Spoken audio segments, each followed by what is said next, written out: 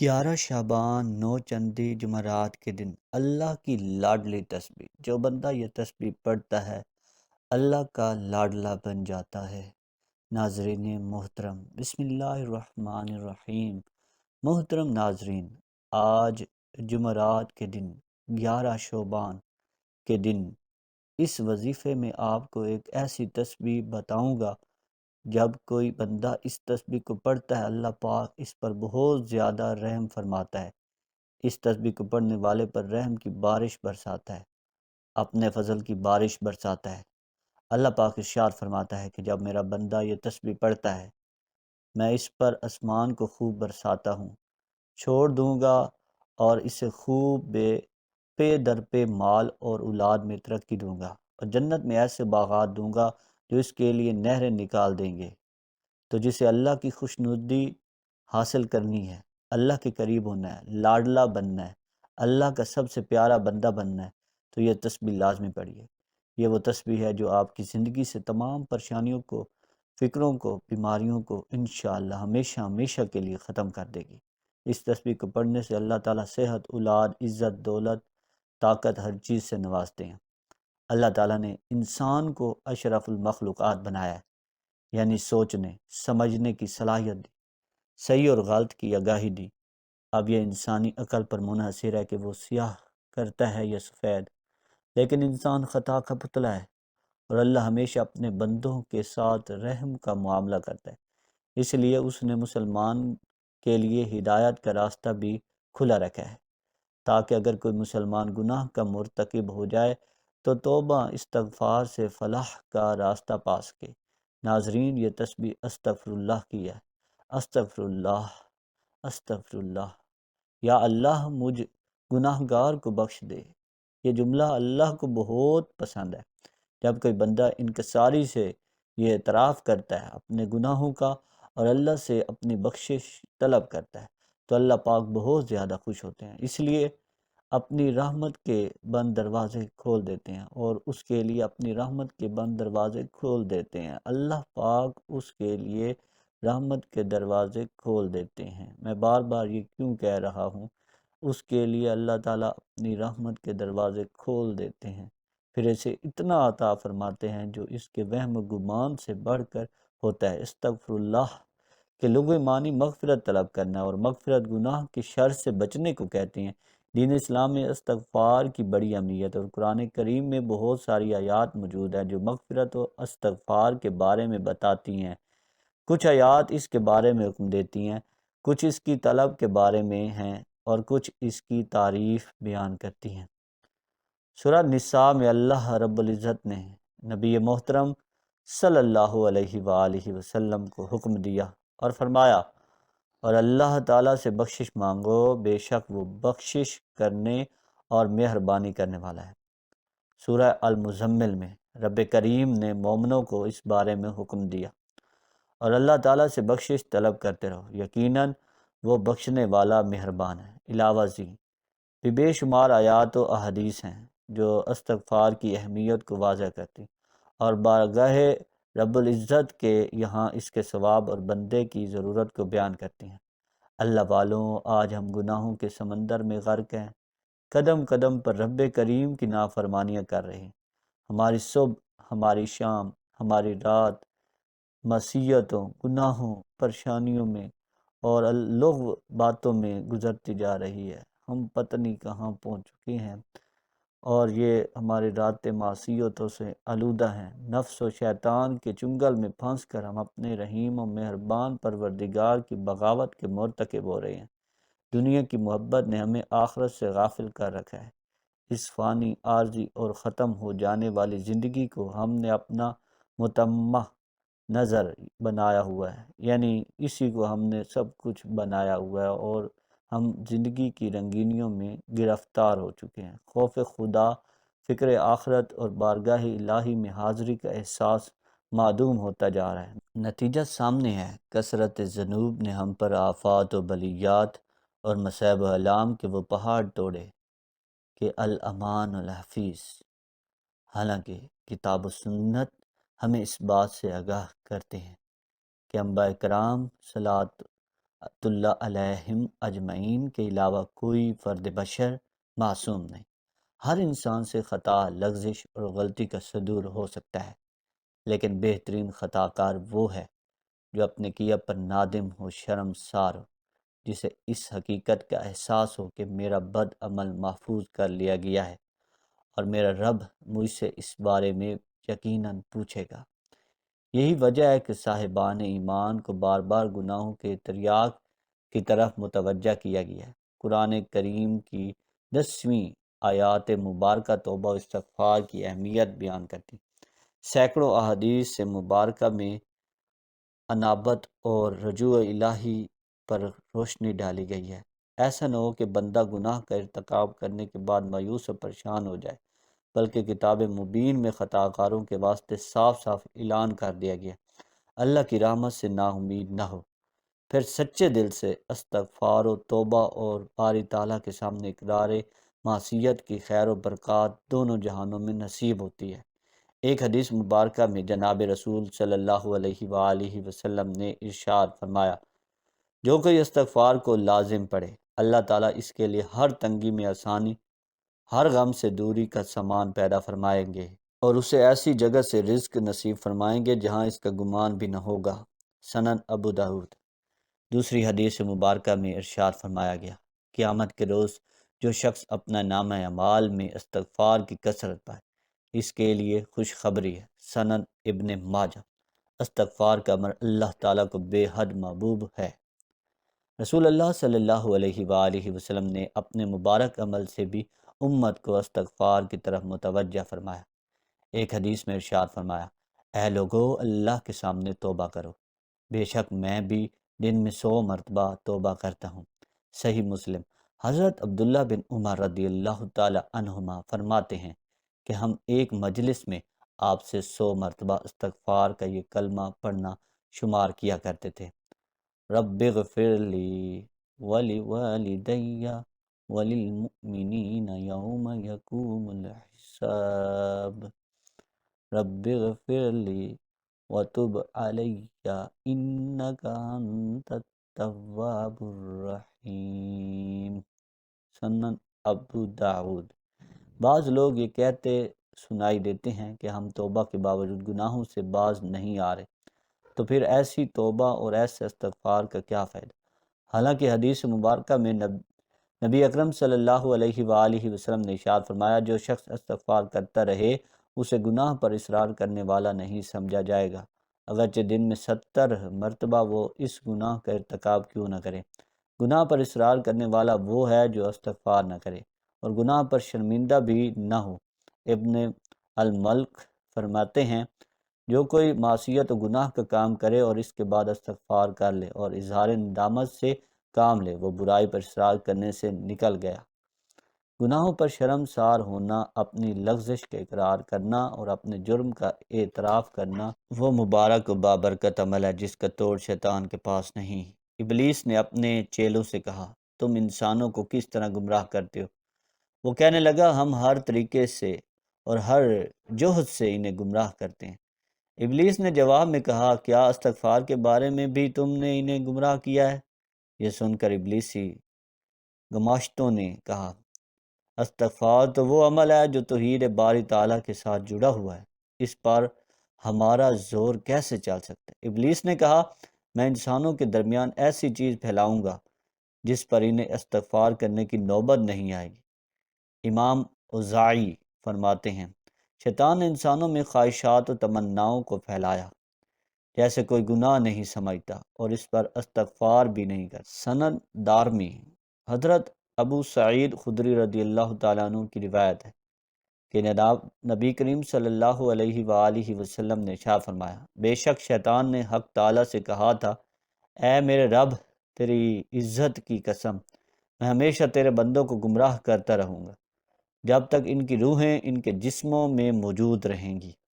جواب میں اللہ رب العزت نے ارشاد فرمایا، میری عزت کی قسم، میرے جلال کی قسم، میرے بلند مرتبے کی قسم، جب تک میرے بندے مجھ سے مغفرت طلب کرتے رہیں گے میں انہیں معاف کرتا رہوں گا۔ انسان کی خصلت ہے کہ وہ نسیان سے محفوظ نہیں رہ سکتا۔ اس کے تحت وہ دانستہ یا نادانستہ گناہ کر بیٹھتا ہے۔ بہترین انسان وہ ہے جسے گناہ کے بعد یہ احساس ہو جائے کہ اس سے غلطی ہو گئی ہے۔ اگر اس نے توبہ نہ کی تو یہ غلطی اس کے خالق و مالک کو اس سے ناراض کر دے گی۔ اس سے اپنے معبود و مالک کی ناراضگی کسی صورت بھی برداشت نہیں ہوتی، اس لیے وہ فوری طور پر اللہ کریم کے دربار میں حاضر ہو کر گڑ گڑاتا ہے، اور وہ بندہ آئندہ ایسے گناہ نہ کرنے کا پکا عزم کرتے ہوئے توبہ کرتا ہے کہ اے مالک ملک، اس مرتبہ معاف کر دے، آئندہ ایسا کبھی نہ کروں گا۔ گناہ کے بعد ایسے احساسات اور پھر توبہ کے لیے پشیمانی و ندامت پر مبنی یہ عمل ایک خوش نصیب انسان کے حصہ میں آتا ہے، جبکہ اس جہاں میں کئی ایسے بد نصیب سیاہ کار بھی ہیں جن کو زندگی بھر یہ احساس نہیں ہوتا کہ ان کا مالک ان سے ناراض ہو چکا ہے، اور وہ ہیں کہ دن رات گناہ کرتے چلے جاتے ہیں اور رات کو گہری نیند سوتے ہیں یا مزید گناہوں پر مبنی اعمال میں مصروف رہ کر گزار دیتے ہیں، جبکہ اللہ کریم اس وقت پہلے آسمان پر آ کر دنیا والوں کو آواز دیتا ہے کہ اے دنیا والوں، کوئی جو مجھ سے اپنے گناہوں کی مغفرت طلب کرے، ہے کوئی توبہ کرنے والا، میں اسے اپنی رحمت سے بخش دوں، یا اللہ مجھ گناہ گار کو بخش دے۔ یہ ایک سادہ لیکن طاقتور دعا ہے۔ گناہوں کے بوجھ سے اگر آپ کا چھٹکارا نہیں ہو رہا تو آپ توبہ استغفار کریں تاکہ آپ کو گناہوں سے چھٹکارا مل جائے، اور اگر آپ گناہوں کا شکار ہو چکے ہیں اور گناہوں کے بوجھ سے اگر دل بھاری ہو، ذہن پریشانیوں کا شکار ہو جائے، تو استغفر اللہ، استغفر اللہ، استغفر اللہ کی ایک سادہ سی دعا آپ کے دل کو پرسکون کر دیتی ہے، جسے کسی بھی وقت جب بھی چاہیں پڑھ سکتے ہیں۔ بلا شبہ توبہ استغفار کرنے سے اللہ اپنے بندے پر رحمت کے دروازے کھول دیتا ہے۔ ہمارا دین ہمیں گناہوں سے بچنے کا درس دیتا ہے، لہٰذا اگر خلوص نیت کے ساتھ توبہ کی جائے تو بارگاہ الہی میں قبولیت کا درجہ پاتی ہے اور گناہوں کا خاتمہ ہوتا ہے۔ اللہ تعالیٰ نے قرآن مجید میں مسلمانوں کی فلاح کے لیے استغفار کے بڑے فوائد بتائے ہیں۔ قرآن پاک میں ایک جگہ استغفار کی اہمیت اس طرح بیان کی گئی ہے کہ اپنے رب سے معافی مانگتے رہو، بے شک وہ ہمیشہ معاف کرنے والا ہے اور معافی دینے والا ہے، یعنی صرف اللہ سے رحمت کے طلبگار رہیں، کیونکہ وہ ہی معاف کرنے والا ہے۔ ایک حدیث کے مطابق نبی کریم صلی اللہ علیہ وآلہ وسلم نے فرمایا کہ اللہ تعالیٰ ایسے شخص کو اپنے عرش کے سائے میں جگہ دے گا جس نے تنہائی میں اللہ تعالیٰ کا ایسے ذکر کیا کہ اس کے آنسو جاری ہو گئے۔ خلوص دل سے اللہ کی بارگاہ میں معافی طلب کرنے سے دعا کو قبولیت کا شرف حاصل ہوتا ہے۔ کسی مومن کے لیے دعا سے بہتر اور کوئی چیز نہیں ہے۔ وہ جو کچھ اپنے رب سے مانگتا ہے، جس بھی چیز کی امید رکھتا ہے، ایک دن اس کا رب اسے نواز دے گا، کیونکہ بحیثیت مسلمان ہمارا یہ یقین ہے کہ صرف اللہ کے پاس یہ اختیار ہے کہ وہ ہماری دعائیں قبول کرنے پر قادر ہے۔ قرآن مجید میں اللہ پاک کا یہ وعدہ ہے کہ اللہ سے معافی طلب کرتے رہنے سے وہ رزق میں خیر و برکت کرتا ہے۔ مومن کے رزق میں فراوانی ایک مخصوص مدت کے لیے ہوتی ہے۔ اس بات کی وضاحت اس طرح کی گئی ہے کہ انسان اپنی نعمتوں کو جلد فراموش کر دیتا ہے، اور اللہ نہیں چاہتا کہ اس کے مومنین اسے فراموش کریں، اس لیے استغفار کرتے رہنا چاہیے۔ اس حوالے سے فرمان مصطفیٰ ہے کہ جس نے استغفار کو اپنے اوپر لازم کر لیا، اللہ اس کی ہر پریشانی دور فرمائے گا اور ہر تنگی سے اسے راحت عطا فرمائے گا، اور اسے ایسی جگہ سے رزق عطا فرمائے گا جہاں سے اسے گمان بھی نہ ہوگا۔ اللہ تعالیٰ ہر مسلمان کو آزمائشوں اور مصیبتوں سے دوچار کرتا ہے، در حقیقت یہ مومن کا امتحان ہے۔ اللہ اس طرح مومن کو اپنی ذات اور اسلام پر اعتقاد کی مضبوطی کو جانچتا ہے۔ ایسے وقت میں شکوہ نہیں، اللہ سے معافی مانگنا چاہیے، استغفار کرنا چاہیے، کیونکہ رب العالمین اپنے معافی کے طلبگار بندے کو سزا نہیں دیتا بلکہ معاف کرتا ہے، اور عام زندگی میں ہمیں بھی یہی طرز عمل اختیار کرنے کا درس دیتا ہے۔ توبہ و استغفار کی فضیلت بندے کے لیے اللہ کی رحمت اور فضل کے دروازے کھول دیتا ہے۔ بے شک اللہ بہت رحیم و کریم ہے، اور جب ہم اس سے گڑ گڑا کر معافی طلب کرتے ہیں تو وہ ہمیں ہدایت عطا کرتا ہے، اپنی رحمتوں سے نوازتا ہے اور ہمارا دل اپنی جانب راغب کر لیتا ہے۔ قرآن مجید میں استغفار کرنے والے سے اللہ نے وعدہ کیا ہے کہ وہ اس کو اپنے بے پناہ فضل سے نوازے گا، اس دنیا میں بھی اور آخرت میں بھی۔ قرآن میں اللہ اپنے بندوں سے مخاطب ہو کر فرماتا ہے کہ اور تمہارے لیے باغات مہیا کروں اور تمہارے لیے دریاؤں کا سامان مہیا کروں۔ حضرت حسن بصری رحمۃ اللہ علیہ سے کسی نے کہا سالی کی شکایت کی، فرمایا استغفار کرو۔ دوسرے نے تنگ دستی کی شکایت کی، فرمایا استغفار کرو۔ تیسرے آدمی نے اولاد نہ ہونے کی شکایت کی، فرمایا استغفار کرو۔ چوتھے نے شکایت کی کہ پیداوار زمین میں کمی ہے، فرمایا استغفار کرو۔ پوچھا گیا کہ آپ نے ہر شکایت کا ایک ہی علاج کیسے تجویز فرمایا؟ تو انہوں نے یہ آیت تلاوت فرمائی، استغفار کرو اپنے رب سے، بے شک وہ ہے بخشنے والا، وہ کثرت سے تم پر بارش بھیجے گا اور تمہارے مال اور اولاد میں ترقی دے گا، اور تمہارے لیے باغات بنا دے گا اور تمہارے لیے نہریں جاری فرما دے گا۔ واضح ہے کہ استغفار پر اللہ تعالیٰ نے جن جن انعامات کا اس آیت میں اعلان فرمایا، تو ان چاروں کو انہی کی حاجات درپیش تھیں، لہٰذا حضرت حسن بصری رحمۃ اللہ علیہ نے سب کو استغفار ہی کی تلقین فرمائی۔ ایک بار امام احمد بن حنبل رحمۃ اللہ علیہ سفر میں تھے، ایک قصبے میں رات ہو گئی، تو نماز کے بعد مسجد میں ہی ٹھہرنے کا ارادہ کر لیا۔ ان کی عاجز و انکساری نے یہ گوارا نہ کیا کہ لوگوں کو اپنا تعارف کروا کر خوب آؤ بھگت کروائی جائے۔ مسجد کے خادم نے امام کو نہ پہچانا اور ان کو مسجد سے باہر نکلنے کا کہا۔ امام نے سوچا کہ مسجد کے دروازے پر سو جاتا ہوں، لیکن خادم نے وہاں سے بھی کھینچ کر نکالنا چاہا۔ یہ تمام منظر ایک نانبائی نے دیکھ لیا جو مسجد کے قریب ہی تھا۔ اس نانبائی نے امام کو اپنے گھر رات ٹھہرنے کی پیشکش کر دی، جبکہ وہ امام کو جانتا بھی نہیں تھا۔ امام جب اس کے گھر تشریف لے گئے تو دیکھا کہ نانبائی کام کے دوران بھی کثرت سے استغفر اللہ کر رہا ہے۔ امام نے استغفار کیا، یعنی استفسار کیا، پوچھا یعنی کیا تمہیں اس قدر استغفار کرنے کا پھل ملا ہے؟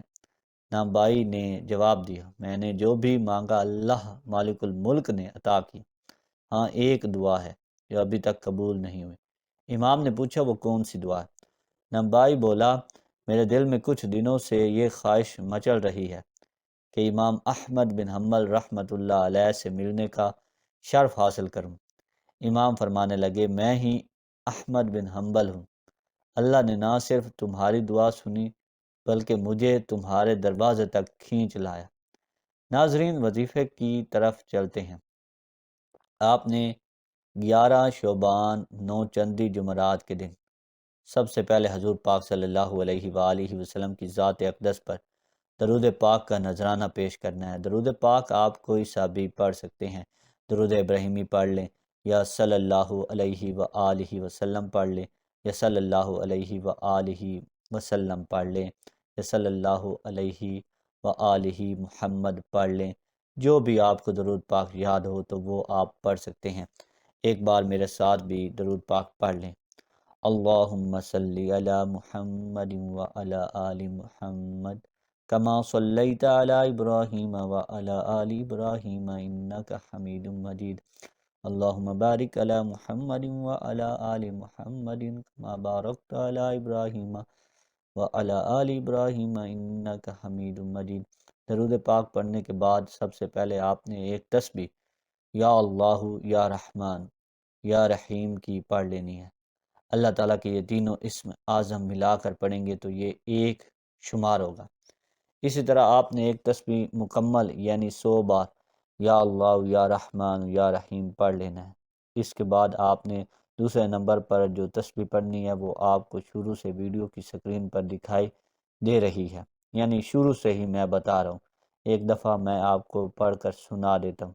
آپ نے پڑھنا ہے استغفر اللہ استغفر اللہ استغفر اللہ۔ ایک تسبیح جب آپ پڑھ لیں تو اس کے بعد آپ نے آخر میں اور تیسرے نمبر پر جو سورت پڑھنی ہے، یہ سورت سب سے آسان اور بہت ہی زیادہ مجرب ہے۔ آج کا وظیفہ بہت ہی خاص ہے، 11 شعبان نوچندی جمعرات کا یہ وظیفہ آپ نے دن میں کسی بھی وقت کر لینا ہے، جب آپ کے پاس وقت ہو۔ پورا دن پوری رات آپ کے پاس موجود ہے۔ اگر آپ کسی نماز کے بعد پڑھنا چاہتے ہیں تب بھی پڑھ سکتے ہیں، اور اگر آپ چلتے پھرتے یہ وظیفہ پڑھنا چاہتے ہیں تو پڑھ سکتے ہیں۔ جب آپ یہ ویڈیو دیکھ رہے ہوں تو ساتھ ساتھ آپ یہ وظیفہ پڑھ لیں، کیونکہ اس وظیفے کو میں نے وقت کے ساتھ ہی، وقت کو مد نظر رکھ کر ہی بیان کیا ہے، اور نہ وقت کی کوئی پابندی ہے اور نہ ہی جگہ کی کوئی پابندی ہے۔ آپ جہاں بھی بیٹھے ہوں یہ وظیفہ بآسانی پڑھ سکتے ہیں۔ آخر میں آپ نے سورہ اخلاص 3 دفعہ پڑھنی ہے۔ بسم اللہ الرحمن الرحیم، قل هو اللہ احد اللہ الصمد لم یلد ولم یولد ولم یکن لہ کفوا احد۔ کہہ دو وہ اللہ ایک ہے، نہ اس کی کوئی اولاد ہے، اللہ بڑا بے نیاز ہے۔ اللہ کی نہ کوئی اولاد ہے اور نہ وہ کسی کی اولاد ہے، اور اس کے برابر کا کوئی نہیں ہے۔ سورہ اخلاص پڑھنے کے بعد آپ نے آخر میں وہی درود پاک پڑھنا ہے جو آپ نے شروع میں پڑھا تھا، تو آپ کا 11 شعبان 9 چندی جمعرات کے دن کا عمل مکمل ہو جائے گا۔ آخر میں آپ نے اللہ تعالیٰ سے دعا کرنی ہے، جو آپ کی حاجات ہوں، جو آپ کی خواہشات اور مقاصد ہوں، وہ آپ نے اللہ تعالیٰ کی بارگاہ الہی میں پیش کرنے۔ انشاءاللہ اس وظیفے کی برکت سے اللہ تعالیٰ آپ کی تمام پریشانیاں حل کرے گا، اور آپ کی جو بھی حاجات ہیں وہ پوری کرے گا۔ دوستوں، آپ سے گزارش ہے کہ اپنے رزق میں برکت، وسعت اور کشادگی کے لیے اللہ تعالیٰ کے 99 ناموں میں سے ایک نام کمنٹ باکس میں ضرور لکھیے گا، اور ہمارے چینل علم دین کو ضرور سبسکرائب کیجیے گا تاکہ اس طرح کی ویڈیوز کا نوٹیفیکیشن آپ کو ساتھ ساتھ ملتا رہے۔ والسلام۔